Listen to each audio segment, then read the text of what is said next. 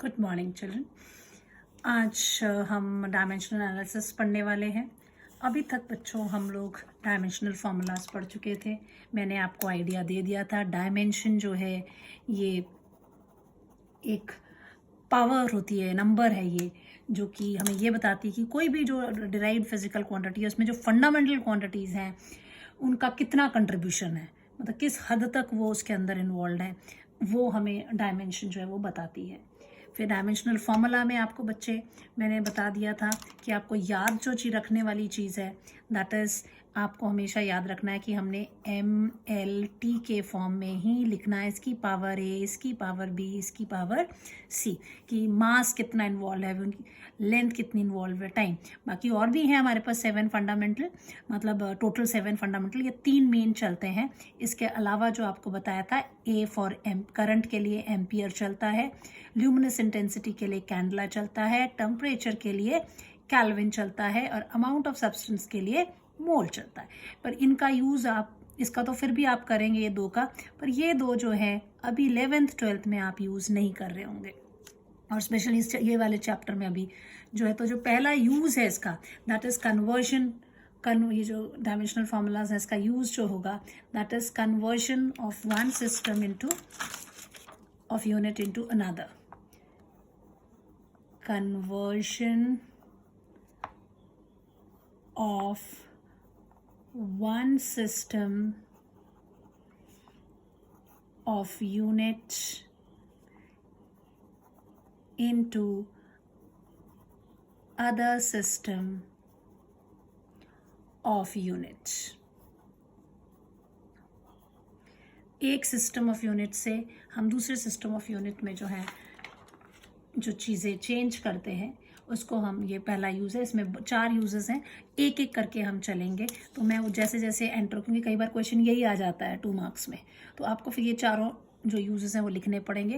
लेकिन अभी मैं एक को करूँगी, उसको एक्सप्लेन करूँगी, उसके न्यूमेरिकल्स लूँगी। एंड अभी आप लोग, जो बच्चे नए हैं उनकी इन्फॉर्मेशन के लिए, जैसे ही आप मेरे वीडियो वॉच करते हैं उस वक्त आप उस पर जाएंगे, डिस्क्रिप्शन पे जाएंगे, एक छोटी सी ट्रायंगल सी बनी हुई, इसको क्लिक करेंगे तो मेरे डिस्क्रिप्शन में आपको लिंक मिल जाएगा, और ये जो भी नोट्स हैं वो स्कैन कॉपी आपको वहाँ पर मिल जाएगी। चलिए अब बात करते हैं कन्वर्शन हम कैसे करेंगे। आप इसको थोड़ा सा समझ लीजिए। जैसे मान लीजिए ये है एक रॉड है हमारे पास, है ना, ये 1 मीटर की बोल लो, चाहे इसको बोलो 100 सेंटीमीटर, बात तो एक ही है। लेकिन 1 मीटर किस में आ गया, SI सिस्टम में आ गया, सेंटीमीटर किस में आ गया, CGS सिस्टम में चला गया। तो 1 क्या है, ये न्यूमरिक वैल्यू है, और मीटर क्या है, इसकी यूनिट है ना। तो ये जब सिस्टम अलग है तो इसकी यूनिट अलग है, न्यूमरिक वैल्यू अलग है। दूसरे सिस्टम में गए तो यहाँ पर ये यूनिट अलग है और न्यूमरिक वैल्यू जो है अलग है, लेकिन है तो ये रॉड की ही मेजरमेंट। यानी कोई भी फिजिकल क्वांटिटी को जब आप मेजर करते हैं, तो अगर आपको फिजिकल क्वांटिटी को कह सकते हो कि N1 उसकी एक न्यूमरिक वैल्यू है, यूनिट उसकी अलग है, N2 उसकी न्यूमरिक वैल्यू है, जब वो दूसरे सिस्टम में उसकी यूनिट ये हो जाती है। तो हम इस तरह से इसको ले लेते हैं। So this is what conversion, ये बेसिक चीज़ हमारी चल रही है। सो मान लीजिए ये हमारी x जो है फिजिकल क्वांटिटी है, और इसको हमेशा जब लिखेंगे तो हम N एंड U के फॉर्म में लिख रहे हैं। दिस इज व्हाट बच्चा, this is a physical quantity, this is your numeric value, और ये आपका हो गया यूनिट। सो इसका मतलब ये, जब जैसे इस रॉड का एग्जांपल मैं आपको दे रही थी, तो इसका इसमें क्या हो जाएगा, it is your N1 U1 is equal to N2 U2। ये 1, ये है फिजिकल क्वांटिटी x ही है, लेकिन ये सिस्टम 1 में है, ये सिस्टम 2 में है। एग्जाम्पल मैंने आपको ये बताया हुआ था, ठीक है। तो ये दोनों चीज़ें जो है वो बराबर है। दूसरी बात, हम यूनिट कैसे निकाल रहे थे, हमने जैसे सिंपल सा किया था, एरिया होता है लेंथ इनटू ब्रेथ। तो ये भी L से, ये भी L से, तो हमने इसको बोला ये L स्क्वायर, तो हम लिखते थे इसको m0 L स्क्वायर T0, है ना। जब इसकी यूनिट यहीं से निकलती थी ना, ये लंबाई पे है, तो यहाँ मास नहीं आएगा, सिर्फ लंबाई आएगी, हम इसको लिख देते थे मीटर स्क्वायर। अगर ये SI सिस्टम में है, अगर ये CGS में है, तो हम इसको लिख देते थे सेंटीमीटर स्क्वायर। वही चाहे उसकी आप यूनिट बोलिए, चाहे वो उसकी आप डायमेंशन के फॉर्म में लिखो, तो ये दोनों चीज़ें एक दूसरे के साथ क्या है, लिंक्ड है। तो जैसे ये बोला मैंने N1 U1 is equal to N2 U2, तो इसका मतलब N1 इसकी जो डायमेंशन होगी फर्स्ट सिस्टम में, that will be equal to N2 जो उसकी डायमेंशन होगी दूसरे सिस्टम में। तो सिर्फ देखो ये चीज़ें सेम रहनी है, पावर्स उनकी सेम रहनी है, सिर्फ क्योंकि वो अलग सिस्टम में है तो हम एक में उसको हम मास को, जैसे यहाँ पर एक में हम मीटर में नाप रहे हैं इसकी लेंथ को, एक में हम सेंटीमीटर में। तो ये चीज़ें बेसिक, ये जो L की वैल्यू है वो वेरी कर जा रही है अलग अलग सिस्टम में। तो इधर पे भी ऐसी होगा, यहाँ हम ले लेते हैं M1 L1 T1, इसका हो जाएगा M2 L2 T2। लेकिन जो इनकी पावर्स हैं, ये भी स्क्वायर है, ये भी स्क्वायर है, तो इसकी पावर A है, इसकी पावर B है, इसकी पावर C है। इसको जब दूसरे सिस्टम में लेके जाएंगे तो पावर्स तो वही रहनी है, केवल यहाँ पर ये वाले में अगर SI है, यहाँ एक मास की बात हो रही होगी, SI सिस्टम है हम kg लिख देंगे। ये CGS है तो इसमें मास की बात हो रही होगी, इसको हम ग्राम्स लिख देंगे। लेकिन जो पावर है वो सेम ही रहने वाली है, वो चेंज होगी क्योंकि फिजिकल क्वांटिटी सेम ही है। So this is what we have. So अब इसमें से अगर मान लीजिए बच्चा आपको N1 निकालने को बोला, तो चुपचाप आपने इस इक्वेशन को सॉल्व करोगे तो सामने कौन है, N2। अब हम कॉमन ब्रैकेट्स ऐसे ले लेंगे क्योंकि हमने शिफ्ट करनी है, ये वाली N1 निकालो तो ये सब पीछे उधर जाएगा। तो अब क्या होना है, N2 है तो N2 वाले सब ऊपर रह जाएंगे, M2 L2 T2, और ये वाले जो यहाँ थे वो नीचे आ जाएंगे, M1 L1 T1। इसकी पावर A, इसकी पावर B, इसकी पावर C, क्योंकि पावर्स इनकी दोनों तरफ सेम थी। तो ये पहला फॉर्मूला है कन्वर्जन का जो बच्चों आपको बहुत ध्यान रखना है, ठीक है। इसमें से न्यूमेरिकल्स आते हैं एग्जाम में।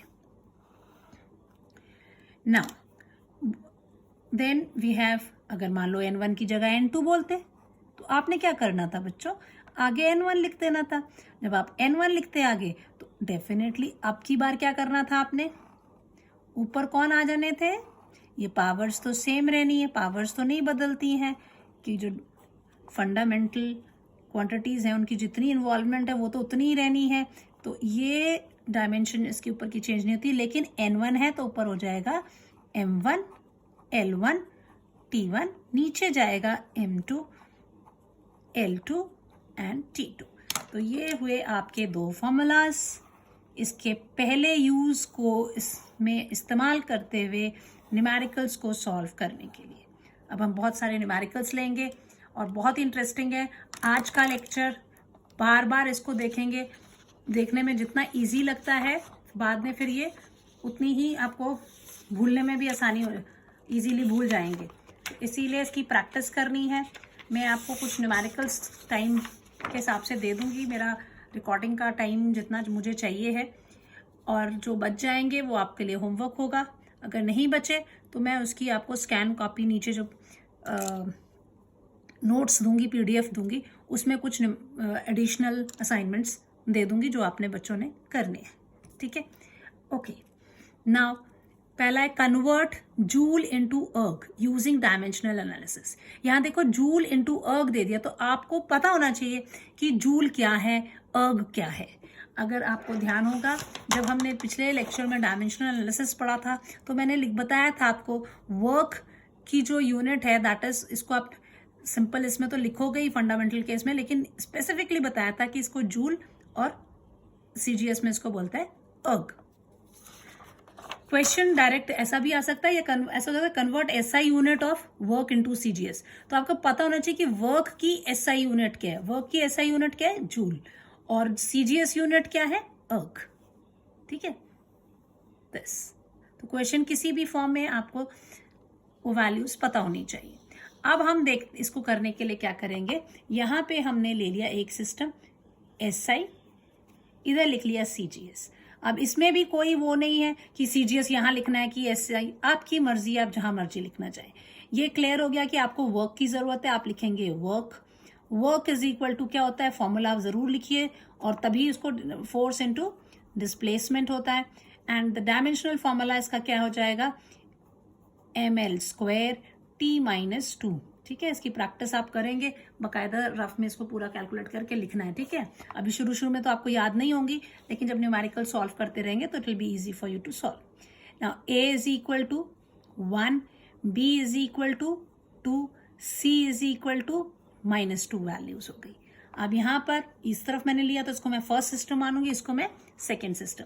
तो फर्स्ट है तो मैं यहाँ पे M1 L1 T1 N1, इधर वालों को M2 L2 T2 N2। M1 SI system में मास किस में नापा जाता है, आप kg में नापते हैं, है ना। लेंथ किस में नापते हैं, मीटर में नापेंगे। टाइम किस में नापते हैं, सेकेंड्स में नापेंगे। N1 की वैल्यू क्या बोला, जूल को कन्वर्ट करना है, तो ये जूल आपको दिया हुआ है, कोई वैल्यू नहीं दी है तो दैट मीन्स 1 जूल है ये। सो इसको आपने कन्वर्ट करना है, CGS में कन्वर्ट करना है। तो CGS में आपको पता है कि अर्ग होता है, लेकिन कितना अर्ग है ये नहीं पता, ये वैल्यू आपको निकालनी है। CGS में मास को जो मेजर करोगे that will be in gram, length को आप सेंटीमीटर में, टाइम का सेकेंड ही रहेगा। अब आपको कहाँ क्वेश्चन मार्क लगाया मैंने, N2। तो अभी मैंने आपको जो फॉर्मूला बताया था उसमें क्या किया था हमने, सीधा कि मैंने कहा आपको अगर N2 निकालना है तो N1 लिख के ऊपर 1 लिखो। सो सेम चीज हम यहां करेंगे, N2 is equal to N1 M1 M2 A L1 L2 B T1 T2 C। N1 की वैल्यू कितनी है बच्चों, 1। M1 की वैल्यू क्या है, kg। M2 की ग्राम, A की 1 मीटर, L2 सेंटीमीटर, B की वैल्यू 2 सेकेंड -2। तो ये तो कैंसिल हो जाएगा, -2 की कोई वो रहेगी नहीं। आप इसमें this can be written as, kg को क्या लिख सकते हैं, 1000 gram upon gram raise to the power 1, 100 centimetre upon centimetre raise to the power 2, और वो तो खत्म है, ग्राम से ग्राम कट जाएगा, सेंटीमीटर से सेंटीमीटर कट गया। क्या आएगा आपका, 10 raise to the power 3 into, ये कितना है, 2 0 है और स्क्वायर है, तो ये जाएगा 10 रेज टू द पावर 4। कितना हो गया ये, 10 रेज टू द पावर 7। तो N2 क्या है, N2 इज सम वैल्यू अर्ग, तो इतना अर्ग आया। ये क्या चीज है, 1 joule is equal to 10 raise to the power 7 erg. याद रहेगा बच्चों, ये वैल्यू याद रखनी है। कई बार न्यूमेरिकल्स में आपको कन्वर्जन्स करने पड़ते हैं, तो ये तो स्टैंडर्ड रिजल्ट्स हैं, आपको याद रखने हैं। तब आप ऐसे कैलकुलेट करके नहीं देखेंगे, आपको उधर न्यूमेरिकल्स में डायरेक्ट यूज करना होगा। सेकेंड न्यूमेरिकल देखिए, अब यहाँ पे कन्वर्ट करने को कहा है CGS यूनिट इनटू SI। तो जरूरी नहीं है CGS है तो मैं यहाँ CGS, मैंने तो यहाँ पे भी SI लिखना है, मेरी मर्जी। यहाँ पे मैं लिख दूंगी CGS, ठीक है। नहीं तो बच्चे ये लिखने में कंफ्यूज करते हैं, फिर वैल्यूज फॉर्मूले के रट्टे मारते हैं, फॉर्मूला का रट्टा नहीं मारना। आपने कॉन्सेप्ट बना लिया, मैंने इस तरफ SI लिखनी है, इस तरफ CGS लिखनी है। या कई बार SI दे देते, कोई नया सिस्टम नाम दे देते हैं, तो नया सिस्टम मैंने इधर रखना है, ठीक है। पर HP बोर्ड में उतने उस लेवल के क्वेश्चंस नहीं आते, तो मैंने वो उस तरह के क्वेश्चंस कवर नहीं किया, सिंपल वाले ही लिए आपको। और यहाँ वर्क की ही बात है, अर्ग जूल है तो वर्क की बात हो रही, तो जैसे इस क्वेश्चन में किया हम वैसे ही लिखेंगे, work is equal to force into displacement. और डायमेंशनल फॉर्मूला हो गया ml² T-2। A की वैल्यू हो गई 1, B की वैल्यू होगी 2, C की वैल्यू होगी -2। फिर यहाँ पर हो गए हमारे, फिर जैसे ऊपर थे, ये हो गया हमारा M1 L1 T1 N1। इधर हो गया हमारा M2, L2, T2, N2। कोई फर्क आया ऊपर से? कोई फर्क नहीं। अब किसको कन्वर्ट करने को बोला है? CGS को, इस वाले को कन्वर्ट करने को बोला। CGS यूनिट कितनी होती है? अर्ग। यानी इसकी वैल्यू निकालनी है। कहां? इसमें निकालनी है। तो यहां N1 कितना जूल है ये हमें पता करना है। ठीक है, यहां तो दिया हुआ है कि वो अर्ग है, इसको आपको कन्वर्ट करने को कहा है, तो यहां क्वेश्चन मार्क आएगा। बस ये एक चीज आपके करने में गलती नहीं करनी है। ठीक है, बाद में तो सिंपल ही है। SI सिस्टम में मास है, आप kg लिख लेंगे, लेंथ है मीटर लिख देंगे, टाइम है सेकेंड लिख देंगे। CGS में मास के लिए ग्राम, लेंथ के लिए सेंटीमीटर, टाइम के लिए सेकेंड। अब क्योंकि N1 बोला है तो हमारा तो फॉर्मूला ही सिंपल है कि N1 बोला है तो N2 सामने लिखो, ऊपर आ जाएगा M2 upon M1 raise to the power A। बच्चे यही 1 2 में लिखने में गलतियां कर देते हैं न्यूमेरिकल्स में।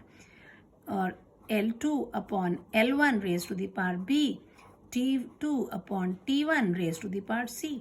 सो this is equal to N2 की वैल्यू कितनी है? कुछ नहीं लिखा है, मीन्स 1 अर्ग की बात हो रही है। 1 M2 is how much? kg upon gram raised to the power 1. Then this is, sorry, M2 is gram upon kg. फिर L2 is centimeter upon meter raised to the power 2, second by second raised to the power -2। ये तो खत्म हो जाएगा। This is equal to what? ग्राम तो वैसे ही रहेगा, ये हो जाएगा 1000 gram raise to the power 1। इस वाले में सेंटीमीटर तो सेंटीमीटर रहेगा, मीटर हो जाएगा 100 centimetre raise to the power 2। Second खत्म हो जाएगा, यहाँ से ग्राम काट दीजिए, सेंटीमीटर से centimetre. So 1 upon 1000 into 1 upon, कितने जीरो हो जाएंगे? 1 2 3 4, बिकॉज 100 का square. So this is what we have. कितना हो गया? 1 upon 10 raise to the power, कितने जीरोज हो गए? 7। So this is equal to 10 raise to the power -7। क्या? कहाँ क्वेश्चन मार्क है? जूल के साथ, तो 10 रेज टू -7 जूल। देयरफॉर 1 अर्ग is equal to 10 raised to the power -7 joule. Is it clear, बच्चों? This way you will do. ठीक है, अब देखते हैं जैसे convert CGS unit of force दिया हुआ है। ठीक है, नेक्स्ट न्यूमेरिकल है CGS unit of force into SI। तो अब जो भी है, इस तरफ मैंने क्या बोला था, हम लिखेंगे SI, इस तरफ लिखेंगे CGS। बाद में देखते हैं किसको पूछा है, क्वेश्चन मार्क क्या तो यहाँ लगेगा, इस तरफ लगेगा, या क्वेश्चन मार्क इस तरफ लगेगा, वो तो आप डिसाइड कर लेंगे। बात हो रही है फोर्स की, आप फोर्स लिखिए। फोर्स क्या होता है? मास इनटू एक्सेलरेशन। ठीक है, सो ये मास इनटू एक्सेलरेशन है, क्या डायमेंशनल फॉर्मूला है? mLT-2। तो A की वैल्यू कितनी हो जाएगी? 1, B की वैल्यू 1, C की वैल्यू -2। ओके, देन यहाँ पे नामकरण करना है, तो 3 जो हमारी फंडामेंटल वही लिखनी है, M1 L1 T1। यहाँ क्या लिखनी है? M2 L2 T2 N2, इधर भी N2। अब किसको कन्वर्ट करने को बोला? उन्होंने कहा कन्वर्ट CGS, यानी आपको CGS की वैल्यू दी हुई है। अब आपको ये पता होना चाहिए कि CGS की वैल्यू होती क्या है, CGS यूनिट क्या है फोर्स की, तो वो है डायन। और SI यूनिट क्या है फोर्स की? वो है न्यूटन।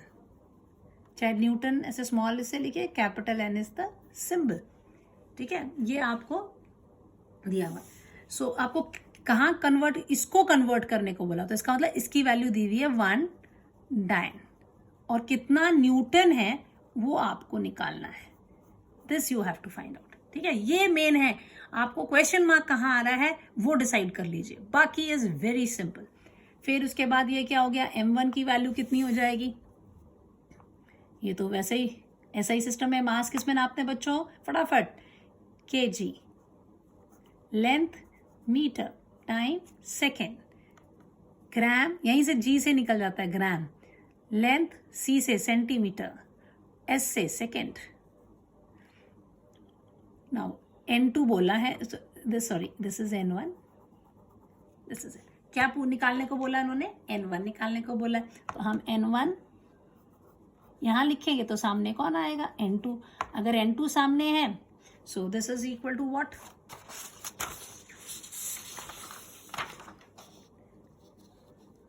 N2 ब्रैकेट 2 है, ऊपर हो गया M2 अपॉन M1। इधर एक और मिस्टेक बच्चे पता क्या करते हैं, M की पावर को हम लेते हैं A, है ना। जब हमने ये डायमेंशनल फॉर्मूला बनाया, ये जो फॉर्मूला बना रहे थे तो M की पावर थी A, लिखते हैं M2, ये चीज ठीक लिखते हैं, लेकिन पावर किसी और की कर देते हैं, या ABC तो जरूर लिख देते हैं, लेकिन MLT की जगह LMT कर देते हैं, फिर क्वेश्चंस गलत हो जाते हैं।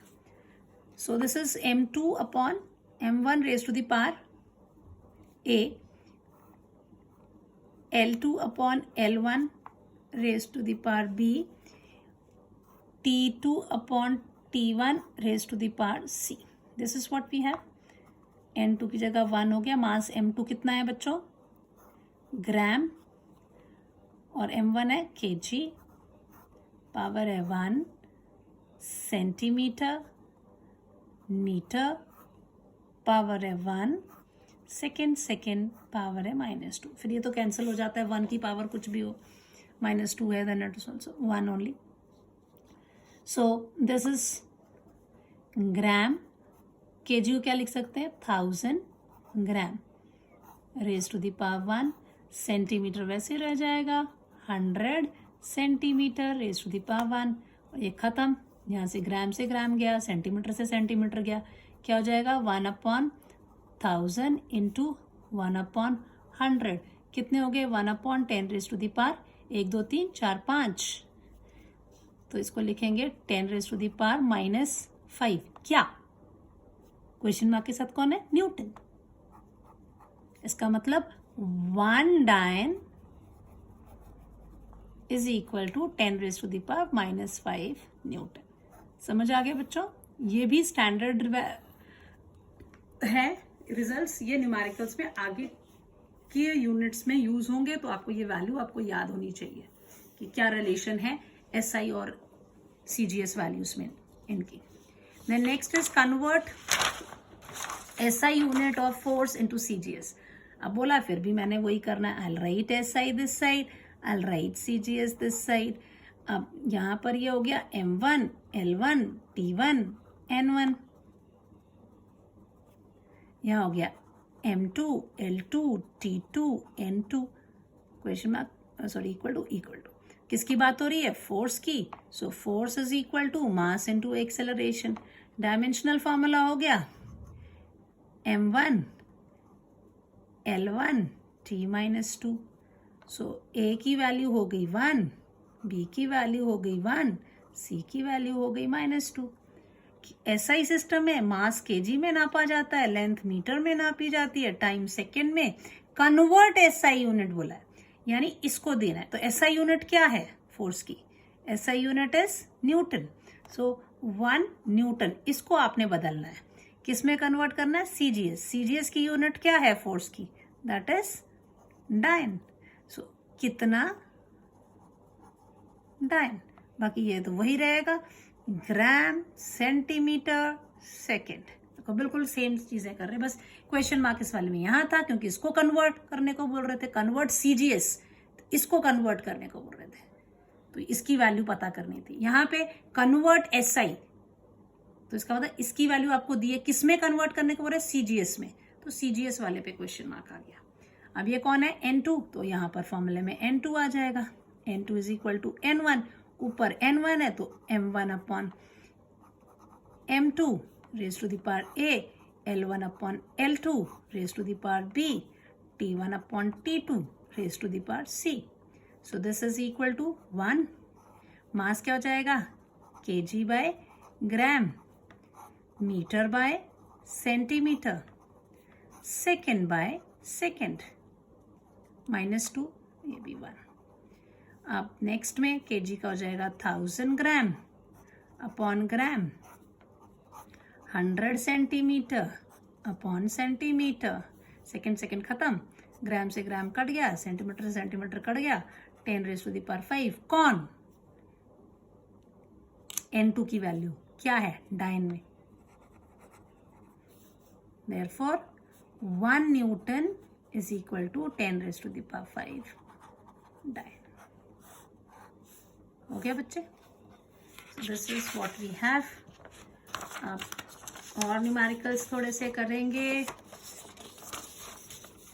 कन्वर्ट, कई बार ऐसे वैल्यू आ जाती है, जैसे ये दे दिया उन्होंने 10 न्यूटन को डायन में कन्वर्ट करिए, ठीक है। सो 10 न्यूटन दिया हुआ है तो आपके दिमाग में आना चाहिए कि न्यूटन दिया है तो किस में है। यूजिंग डायमेंशनल, डायरेक्ट नहीं कर सकते कि फॉर्मूला लगा दिया। अगर इसको डायरेक्ट करना होता तो क्या करते हैं, आप बोलते हैं हमें पता है 1 न्यूटन इज इक्वल टू 10⁵ डायन होती है, तो 10 newton will be equal to 10 into 10⁵, so it will be 10⁶ dyne, ठीक है। ये तो आपको, लेकिन इन्होंने क्या बोला, यूजिंग डायमेंशनल एनालिसिस है। अब न्यूटन की बात कर दी है तो हमारे दिमाग में एकदम से आ जाता है कि बीच में किसका नाम लिखना पड़ेगा, हमको फोर्स का नाम लिखना पड़ेगा। और फोर्स क्या होता है, मास इनटू एक्सेलरेशन। और इसकी डायमेंशनल फॉर्मूला क्या होती है, m1 l1 t-2। तो इसमें a की वैल्यू 1, b की वैल्यू 1, c की वैल्यू -2। अब दो सिस्टम है, एक न्यूटन बोल रहा है, एक डायन बोल रहा है, यानी आपके पास SI है और आपके पास CGS है। तो SI में भी आपने बेसिक M1 को किस में नापना है, L1 को किस में नापना है, T1 को किस में नापना है और N1 को किस में नापना है, ठीक है। N1 की वैल्यू उन्होंने आपको दी हुई है 10 न्यूटन। M1 आप जानते हैं kg में होता है, लेंथ आपकी मीटर में होती है, टाइम आपका सेकेंड में होता है। CGS में आपका M2, L2, T2, N2 ये आपको बताना है ये कितना डायन आंसर आपका आएगा। मास आप जानते हैं ग्राम में होती है, लेंथ आपकी सेंटीमीटर में होती है, टाइम आपका सेकेंड्स में होता है। अब क्वेश्चन मार्क किस पे लग गया बच्चों, N2 पे लग गया।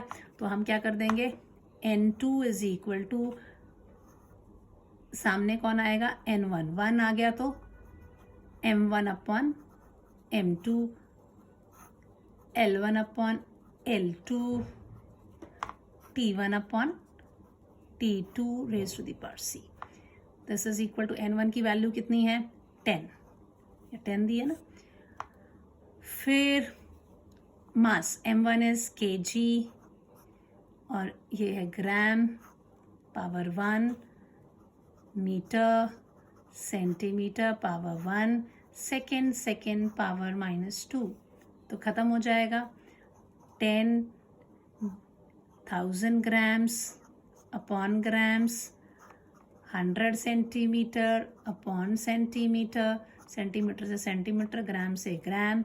ये वो आपका 10 इंटू 10⁻³ इंटू 10⁻²। कितना हो गया, 10⁶ क्या, dyne. Therefore 10 newton is equal to 10⁶ dyne. अगर तो डायरेक्ट करना था तो हम ऐसे कर लेते, देखो यही आंसर आ गया ना। लेकिन क्योंकि क्वेश्चन में डायमेंशनल एनालिसिस यूज करने को कहा गया है तो हम ऐसे डायरेक्ट नहीं कर सकते, आपको ये स्टेप्स करने पड़ेंगे, ठीक है। Now convert the value of G into ergs. CGS कह लो, इनटू अर्ग्स की बजाय अगर into CGS system. CGS system में इन्होंने कहा है कि आप इसकी वैल्यू को निकालिए। अब यहाँ से देख के समझ में आ रहा है न्यूटन मीटर स्क्वायर kg है, तो ये SI सिस्टम है। Again this is very simple, आप यहाँ पर SI लिखेंगे, यहाँ आप CGS लिखेंगे। अब ये G की वैल्यू है, G क्या है आपका, ग्रेविटेशनल कांस्टेंट है ना। अब ग्रेविटेशनल कांस्टेंट है, अब ग्रेविटेशनल कांस्टेंट है तो आपको इसकी वैल्यू देखनी पड़ेगी कि भाई ये इसकी वैल्यू क्या है। नाउ डायमेंशनल फॉर्मूला में जैसे आपको मैंने पहले बताया था कि हम कैसे इसकी वैल्यू लेकर आएंगे। ग्रेविटेशन लॉ क्या कहता था, फोर्स वाज इक्वल, फोर्सेस, अगर ये दो बॉडीज हैं, इन दोनों की मासेस m1 m2 हैं, ये r डिस्टेंस से सेपरेटेड है, तो force is directly proportional to the product of m1 and m2 and inversely proportional to the square of the distance.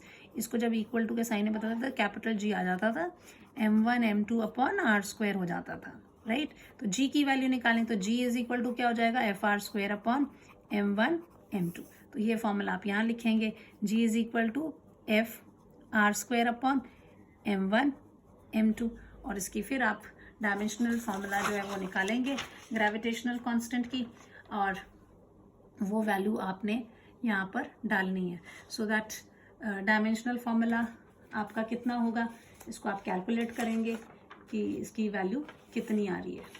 So force की जगह क्या आ जाएगा, मास इंटू एक्सेलरेशन mL(t-1), ये हो जाएगा l स्क्वायर और नीचे हो जाएगा m स्क्वायर। सो कितना हो गया, m ये ऊपर जाएगा तो m-1 हो जाएगा, और l क्यूब हो जाएगा, और t-2, दिस इज 2।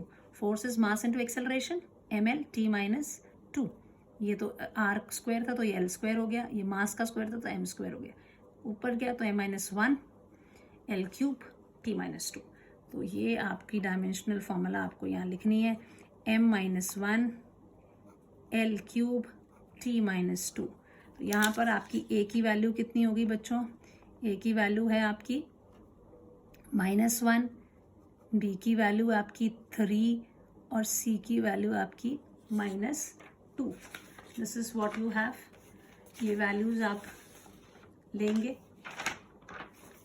अब इन वैल्यूज को आपने डालना है, इधर पे भी तो बिल्कुल जैसे ये किया था वैसे ही कर दीजिए, m1 l1 t1 n1 टक टक टक टक। किस में नापते बच्चे, kg, मीटर, सेकेंड, कन्वर्ट करने को दिया इन्होंने, SI वैल्यू है ये 6.66 into 10⁻⁻11 newton metre square kg/kg square. इसको कन्वर्ट करने का SI में, इधर कौन है भाई, m2 l2 t2 n2। m2 किस में होगा, CGS ग्राम, l2 सेंटीमीटर, टाइम सेकेंड।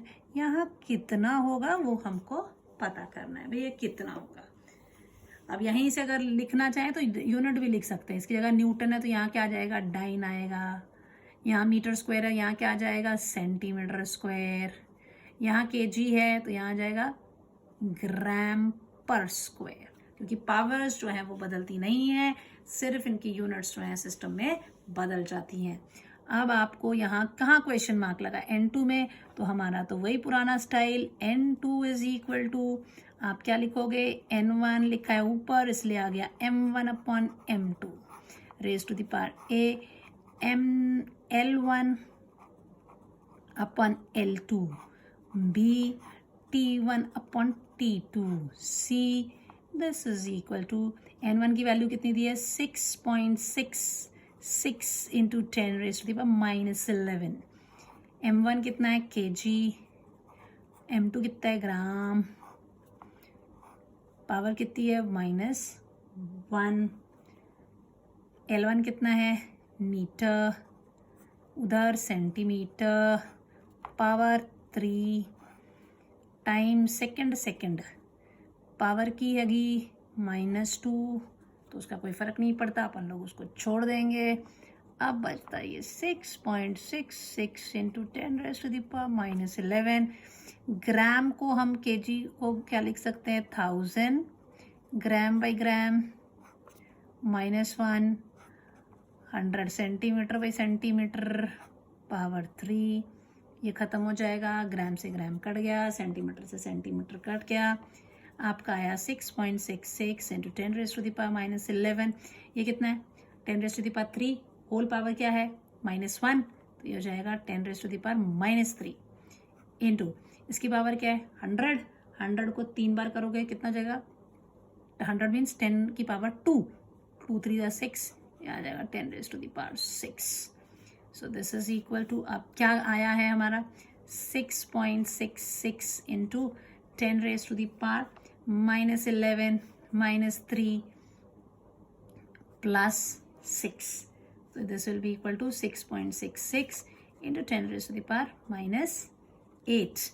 क्या है ये, डाइन, यहीं से आया ना, ये न्यूटन की जगह डाइन लिख दिया, मीटर की जगह लगा दिया सेंटीमीटर स्क्वायर, kg स्क्वायर पर kg स्क्वायर की जगह दिया ग्राम पर स्क्वायर।